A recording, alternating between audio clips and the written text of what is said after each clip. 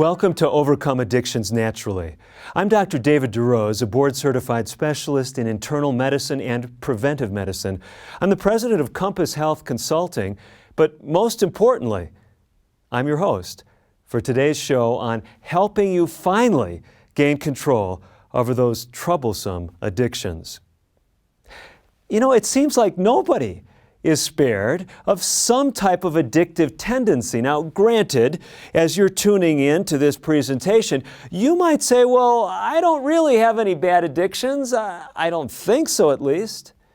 But addictions come in so many shapes and flavors, if you will, that very few remain unscathed throughout their entire life. Sure, there's those conventional addictions that may first come to our minds, whether it's methamphetamine or cocaine, whether it's marijuana or tobacco. Alcohol and caffeine can be addictive substances as well. But it's not just substances that are on the list of addictive behaviors. It can involve gambling. It could be pornography. It could be a media addiction. Then there's workaholism. Are any of us really free from being totally unconcerned about any risk of addictive behaviors? Well, I probably don't really need to ask the question, because most of you listening to this presentation, viewing me talk about the subject, probably were somewhat engaged because you can relate on some level. Let's try to make this very practical. Some years ago, I was a physician working at a residential lifestyle change center. We help people with a whole host of diseases, from diabetes to heart disease to arthritic conditions. But we had a special program that was devoted to one of the most persistent addictions in American culture, and that is nicotine addiction. We had lots of people coming through our doors who were hooked on either tobacco smoking or some other form of nicotine. Well, we're going to walk you through some principles that we used at the Lifestyle Center of America. That was the center I was working at, and that are used throughout the addictions community, things that can give you special insights and power to finally overcome addictions naturally once and for all. Let me refer you, first of all, to the framework that we're using throughout this series. We call it LifeStart. LifeStart stands for 9 important ingredients that can help you really take charge of your life. And we'll see in this presentation that LifeStart is also a mnemonic that gives us insight into how to deal with addictive behaviors.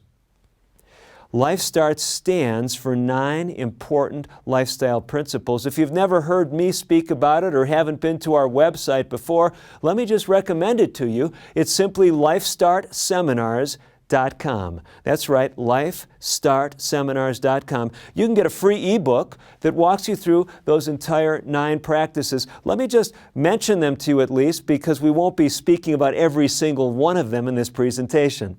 The first one, the L, stands for liquids. I stands for interpersonal relationships. The F stands for foods. E is for exercise. You see, I'm just going through the various letters in LifeStart. The S stands for sunlight. The T for temperance. That's total avoidance of things that are harmful and use of things that are good in moderation. Then we've got the letter A, which stands for air, R for rest, and T for trust in divine power. So with that background, you'll see me pull in some of these different elements as we speak about this important topic on overcoming addictions naturally. Let's jump into it this way. I was giving a seminar, a group session, at the Lifestyle Center of America to a group of individuals who had been working for the past week to break free of their nicotine addiction. They all were off their nicotine, and now we were strategizing how they could be successful when they went back home. Every individual, I asked them this question. I said, are there any situations that you feel unprepared to meet once you head back to your regular environment? There were different responses, but one individual caught the attention of the whole group. He said, no, I'm not worried about anything when I go back home. But everyone said, wait a minute, you've got a wife that smokes back home, and you've got adult children that are smoking in your house. Isn't that going to be a high-risk situation? No, no. Listen, I'm the man of the house. I called home. I said there's going to be no more cigarettes in the house. It's done with. Now, we were all a bit skeptical, really skeptical. And as it turns out, he hadn't made adequate provision. And as it turns out, he did go back to his addictive behavior. I know that because he came back for our residential program. Why I mention that story is for a simple reason. You can break free of an addiction, but you can easily slip right back into it. So let me give you some principles as we begin. First of all, the good news about overcoming addictions naturally. The first and the key important message I want you to take is this. Every one of us has the capacity to develop new enjoyments. If you've heard me speak in other LifeStart seminars, you've no doubt heard me mention this before. Some of you may have even seen my popular mini-series called Changing Bad Habits for Good. There I speak about this concept that you can develop new enjoyments. It's so important to emphasize that because the irony is this, even though addictions are holding you in their chains, many people are afraid to break free because there's a certain comfort that comes with those addictive behaviors. You would have stopped the addiction long ago if it wasn't doing something good for you. Think about it. When do you engage in those addictive behaviors? When you're overly stressed? When you need a break? Do you do it with certain friends? Do you see what I'm saying? Addictions are not just behaviors that happen in isolation. They occur in the web of our lifestyle. So the strategies that relate to overcoming addictions naturally relate to looking at our lifestyle comprehensively. If you've been in a 12-step program, you no doubt have been told that you should halt when you experience halt. Some of you are saying, I haven't heard this before. Okay. Halt is another mnemonic. H for hungry, A for angry, L for lonely, T for tired. These are high-risk settings for addictive behaviors. You see, the problem is this. First of all, we have to realize we can have an enjoyable lifestyle without the addictive practice. But even once we've assented to that and begun to break free of the addiction, we can easily be overcome by the addiction instead of our overcoming the addiction. You following along? And some of those high-risk situations, they are lifestyle situations, every single one of them. Think about it. Hunger has to do with what? It has to do with the F in LifeStart, the foods. If you're not eating at regular intervals and eating good quality food, you will be more likely to slip into addictions. So I recommend some simple principles. Let's talk about them. When it comes to food, I recommend you eat at a regular time every day. Most people, if they're breaking free of an addiction, do best eating 3 meals a day and not eating between meals. Now you might say, well, wait a minute, not eating between meals. Now there may be some exceptions to this. Let me just illustrate. When we were helping people in an intensive nicotine addiction program, what we would have them do if they were tempted to smoke after they got rid of their cigarettes, we would have them do one of two things. Some of them found especially helpful to get a cinnamon stick and suck on it. It was reproducing that sucking motion that they were used to with smoking, and it also was giving them something to do with their hands and their mouth. Do you see? So you might say, well, they might eat that cinnamon stick. Well, you understand what I'm saying. We're talking, though, about an ideal structure, making sure you eat those 3 meals at regular times and you do it on a regular basis. Since I was speaking about some of the techniques we use with nicotine addiction, here's another one that can help with other addictive behaviors as well. And let me just step back a minute. You see, one of the principles in dealing with an addictive substance, after you've broken free, is not to focus on the addiction. Now you say, well, why would I focus on the addiction? This is normal.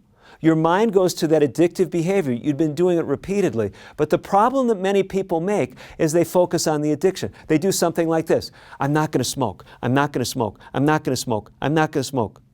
What are they thinking about? I mean, all they're thinking about is smoking. Do you understand the problem? So whatever addiction you're trying to break free from, I'm not going to eat chocolate cake. I'm not going to eat chocolate cake. I'm not going. Now I know some of you might say, well, you can't be addicted to chocolate cake. Well, you just talk to someone who has a problem with chocolate. The message I'm trying to give you is this. Yes, you can develop new behaviors, but those behaviors occur in a lifestyle context. And once you break free, you've got to start changing your thinking. Instead of focusing on the addiction that you've laid to the side, you want to begin to focus on what you're going to do instead. So instead of focusing on I'm not going to smoke, or I'm not going to eat this, or I'm not going to engage in the pornography, what do? You say, I'm going to exercise every day. I'm going to eat 3 regular meals. Do you see what I'm talking about? I'm talking about a disciplined life.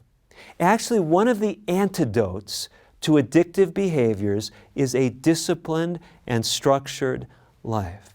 The more regular your life, the harder it is for addiction to get a foothold. Now, I've been speaking to you about this, and you realize there is something that has to come first, and that is actually really breaking free, leaving the addictive behavior off. Now, a person can do that safely with nicotine addiction without medical supervision. But if you're an alcoholic and you've had DTs before, delirium tremens, these can be life-threatening. You need to be working with a medical professional to break free of that addiction. If you are a narcotic addict, now it can be very difficult to overcome narcotic addiction, but it is usually not life-threatening. Now you may feel like you wished you were going to die, but stopping cold turkey narcotics is generally not considered a life-threatening scenario. Now, other addictive behaviors like benzodiazepines, benzos, you may have heard of them, like Valium or Librium, these can cause life-threatening problems. You can have seizures or other things. So here's the point I'm making. If you have a question about how safe it is to break free from the addiction on your own, you work with a medical professional to make sure that you can safely come off the substance, okay? And if you have doubts about what I'm telling you about narcotics or about cigarette smoking, and you have questions about your individual situation, definitely see a physician, see some other health specialist who can walk you through that process. But you've got to get to the point where you break free. And there's some things that come before that. So I'm trying to give you 2 sets of things, and it may feel like we're jumping around a bit, and we're doing that to kind of give you this whole big picture and see how lifestyle is involved at every point in the journey. So, first of all, you have to decide, this is an addiction, it's something that's captivating me and I need to break free. That has to happen first. So you have to become aware of the problem. You're contemplating it, you're thinking about it. Then you have to decide to act, and then you have to actually act.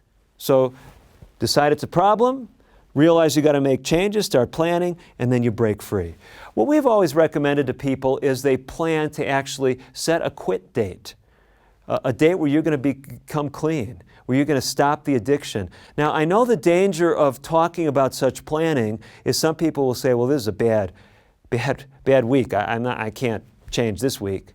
And next week's going to be worse. In fact, this is a bad month. Well, looking at the calendar, this is a really bad year. Do you understand the problem? For some addictions, it will just look like there's never a good time to change. But the message is, there are some times better than others, but you don't want to just put this off indefinitely. If you say, I need to change, this is messing up my work performance, this is influencing my family life, you need to take the bull by the horns. And if you can't do it on your own, you need to get help. By the way, that's the second letter in LifeStart. It's interpersonal relationships. This is an area where it is often essential that you get help, whether it's professional help, whether it's a spiritual advisor in a church or faith community, whether it's a friend or confidant. You don't generally want to do this on your own. Now, if you've done it before on your own and you stayed meth-free for 5 years and you think you can handle it on your own, I'm not saying it's not possible, but remember, when we talk about these pharmacologic substances, you get some medical input first, okay? Because I want you to come through the initial detox, if you will, successfully. Now, once you're on that path and you've put the addictive behavior aside, Now we start talking about those high-risk situations. And I want you to be mindful of them. So one of the things I'm telling you that can help you be successful in the midst of high-risk situations is having a disciplined life. Let's talk about another one of the LifeStart elements and show you how this works. Exercise. Exercise is a powerful aid in dealing with addictions. And here's how it works. First of all, exercise helps to balance the mind. If you get up in the morning and you're feeling kind of depressed, by the way, that's common with many addictive substances, that as you're coming off you may feel a bit depressed. Other addictive substances you can feel wired, you can feel on edge, you can't sleep. Either way, exercise tends to balance the emotional state. So it helps calm you down if you're too high. It helps boost you up if you're too low. Do you see how that works? With that in mind, make exercise a regular part of your day. I recommend considering doing it the first thing in the morning. Because first thing in the morning, most people have a routine that's actually part of what's been perpetuating your addiction. And that brings us right to the L in LifeStart. That's the liquids element. There's a liquid that many Americans consume first thing in the morning that is actually making it more difficult to change behaviors. You got it, caffeine. Caffeine is not only a stimulant, it actually facilitates bad habit pathways in the brain. That's right. Bad habits are actually pathways in your brain. And when you take caffeine, it greases those bad habit pathways, so it makes it easy just to slide right into the bad habit. If you can break free of the caffeine at the same time you're breaking free of the other habits, you can be truly free. Some years ago, I was meeting with other professionals who were working in the addiction community. And the focus in this setting was actually nicotine addiction. A lot of the folks there at the meeting had been working with various substance abuses, drug abuse, alcohol abuse. And it was very interesting what was happening in that conference.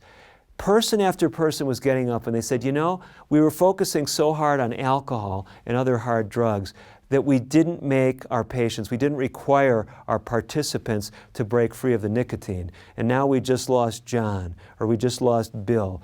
Sam just died. Susie just had lung cancer.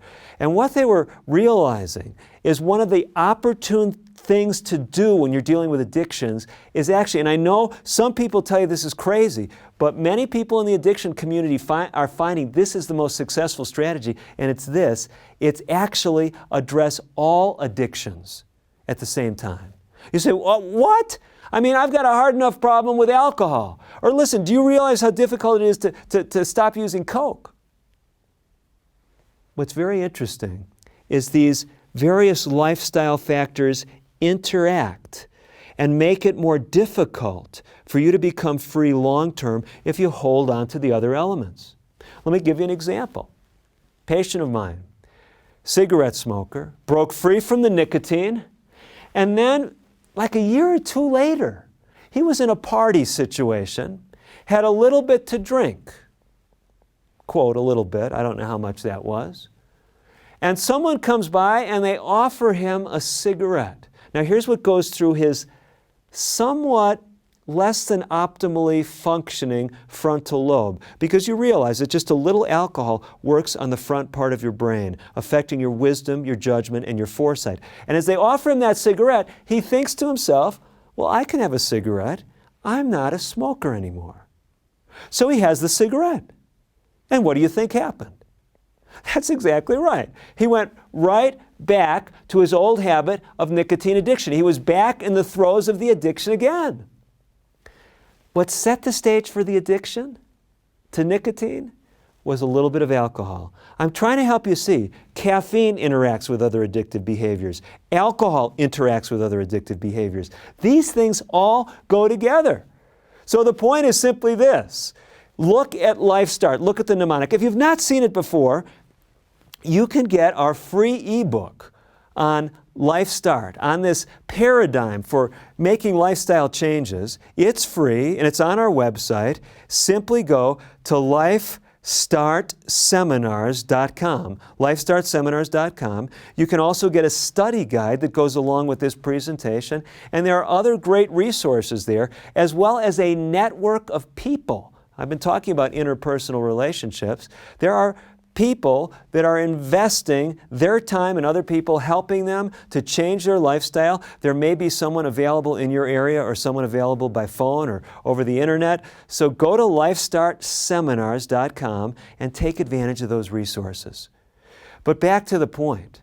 We're talking about comprehensive lifestyle change. Look at the liquids, look at the beverages you're consuming. You want to know the safest one when it comes to addictions? It's water.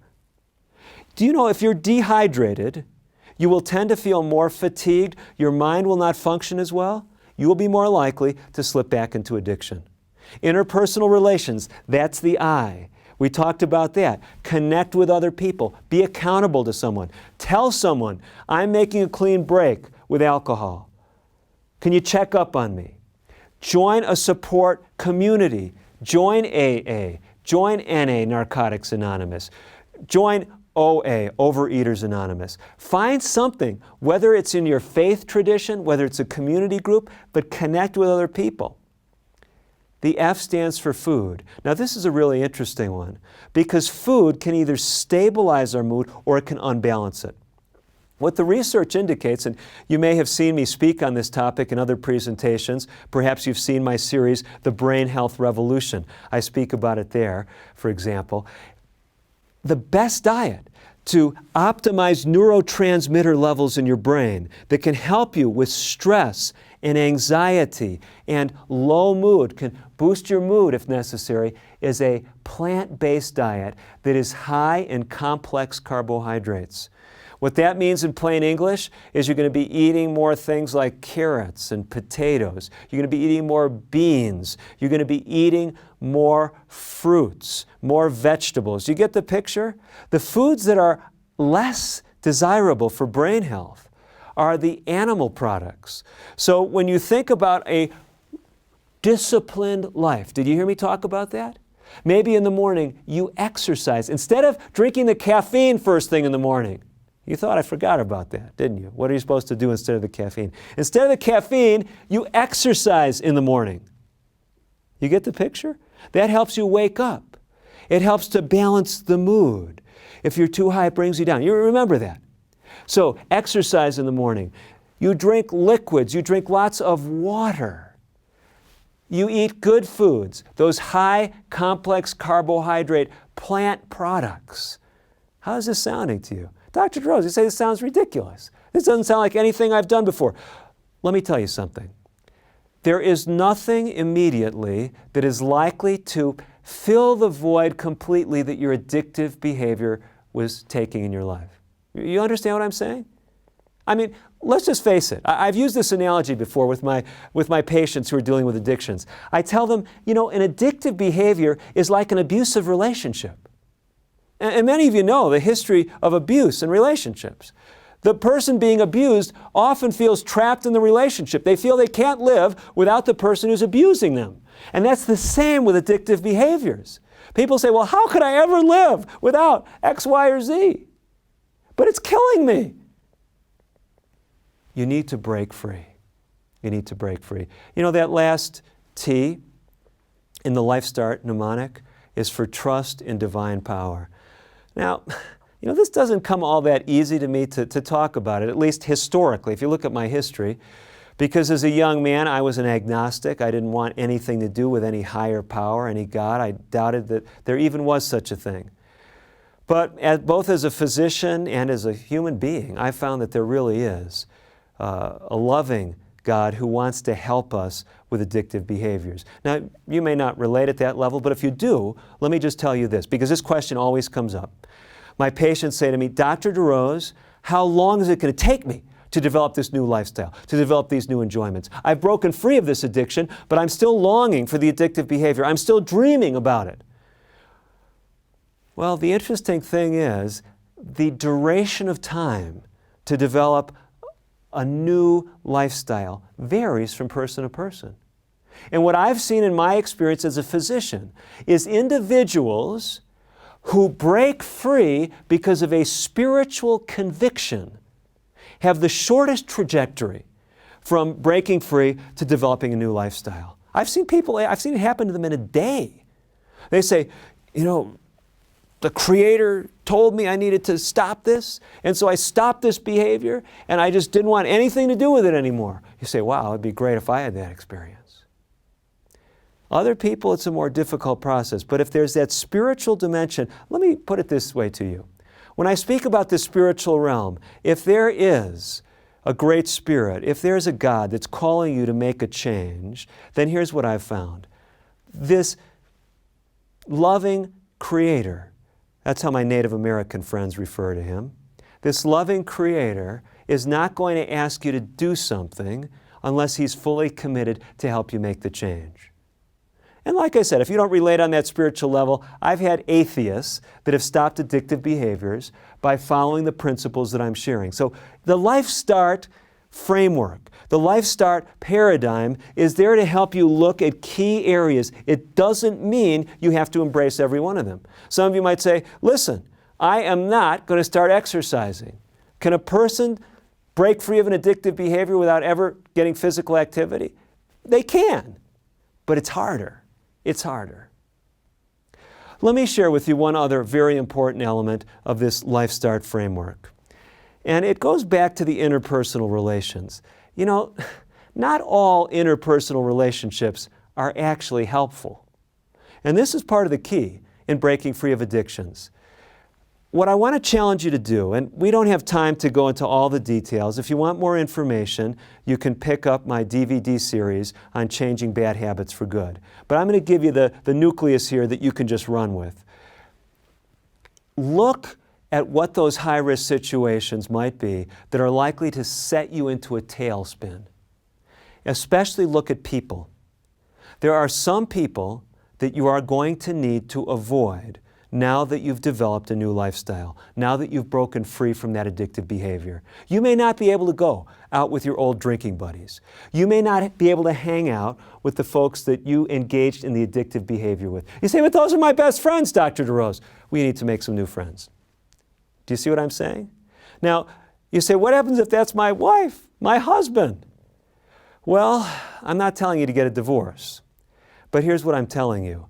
Sometimes you need some space, especially when the addictive behavior is strongest. You need to step away into a safer environment.